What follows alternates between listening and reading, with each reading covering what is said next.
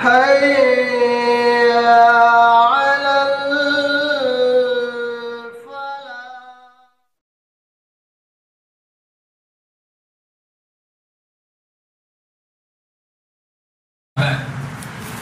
عن عثمان رضی اللہ تعالی عنہ قال قال رسول اللہ صلی اللہ علیہ وسلم خیرکم من تعلم القرآن وعلمہ رواہ البخاری۔ حضرت عثمان رضی اللہ تعالی عنہ بیان کرتے ہیں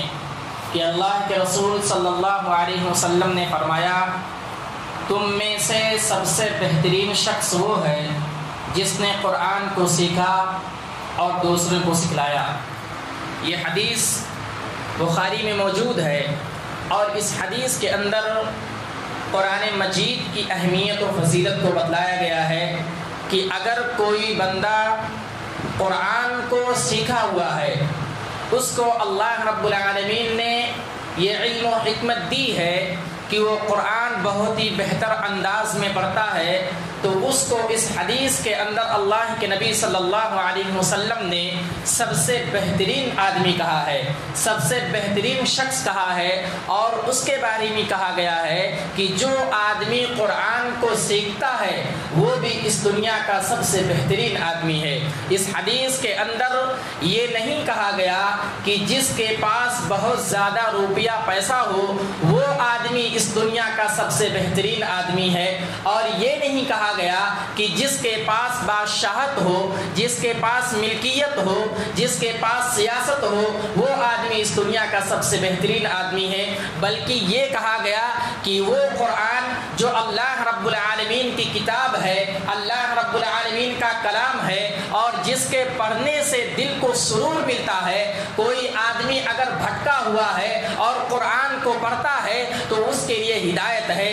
قرآن مجید کے اندر اللہ رب العالمین نے کہا ھدی للناس، لوگوں کے لیے یہ جو قرآن ہے وہ ہدایت ہے۔ ہم اور آپ کو اس حدیث سے واقعہ اور عبرت پکڑنی چاہیے کہ اگر کوئی آدمی ہم میں سے مسلمان ہونے کے باوجود اس کلام کو پڑھنا نہیں جانتا ہے تو یہ جان لیجیے کہ وہ اس دنیا کا سب سے بد نصیب آدمی ہے، کیونکہ یہ قرآن ہمارے لیے نازل کیا گیا ہے، اور ہم اور آپ کو اس قرآن کو پڑھنا چاہیے، تلاوت کرنا چاہیے۔ اس کے بارے میں جو اللہ رب العالمین نے بتلایا ہے اسے ہم اور آپ کو فکر کرنا چاہیے، اس کے بارے میں ہمیں تدبر کرنا چاہیے کہ اللہ رب العالمین کا فرمان کیا ہے، اللہ رب العالمین کیا بتلانا چاہتا ہے، اللہ رب العالمین کے فرمانات کیا ہیں، اللہ رب العالمین کس کام کے کرنے سے راضی ہوتا ہے۔ وہ تمام چیزیں جب ہم اور آپ قرآن کو پڑھتے ہیں، اس کو جب سمجھتے ہیں اور بار بار اس کو پڑھتے ہیں تو ہم اور آپ کے اندر وہ چیزیں، وہ صلاحیت و مادیت و قابلیت آتی ہے۔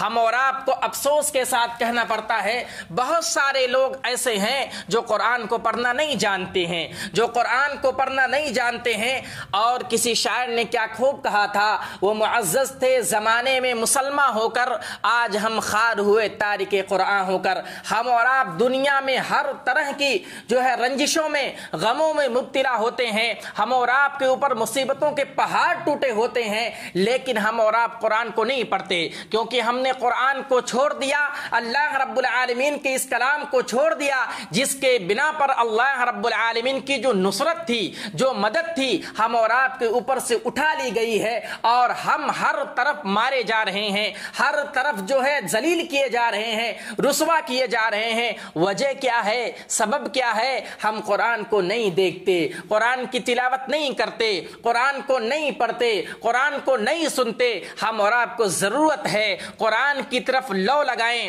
قرآن سے اپنا دل لگائیں، قرآن کو پڑھنے کی کوشش کریں۔ یہ رمضان المبارک کا مہینہ ہے، یہ جو رمضان المبارک کا مہینہ ہے یہ قرآن والا مہینہ ہے، اس میں قرآن کو نازل کیا گیا ہے تاکہ ہم اور آپ قرآن کی تلاوت کریں۔ ہم اور آپ روزہ رکھتے ہیں، بہت اچھی بات ہے، نماز پڑھتے ہیں، بہت اچھی بات ہے، ذکر و اذکار کرتے ہیں، بہت اچھی بات ہے، لیکن سب سے بہترین چیز اگر اس رمضان المبارک کے مہینے میں کوئی ہے تو یہ کہ قرآن کی تلاوت کریں، قرآن کو پڑھیں، قرآن کو سمجھیں، قرآن سے لو لگائیں۔ اگر ہم قرآن کو پڑھیں گے تو یہ جان لیجئے کہ ہم دنیا میں بھی کامیاب ہوں گے اور آخرت میں بھی کامیاب ہوں گے۔ اس لیے ہم اور آپ کو جو ہے چاہیے، گزارش ہے، میری آپ سے اپیل ہے کہ آپ قرآن کو پڑھیں، قرآن کو کھولیں، قرآن کو سمجھنے کی کوشش کریں، تاکہ جب ہم قرآن کو پڑھیں تو اس قرآن کے پڑھنے کی وجہ سے اللہ رب العالمین ہم سے راضی ہو،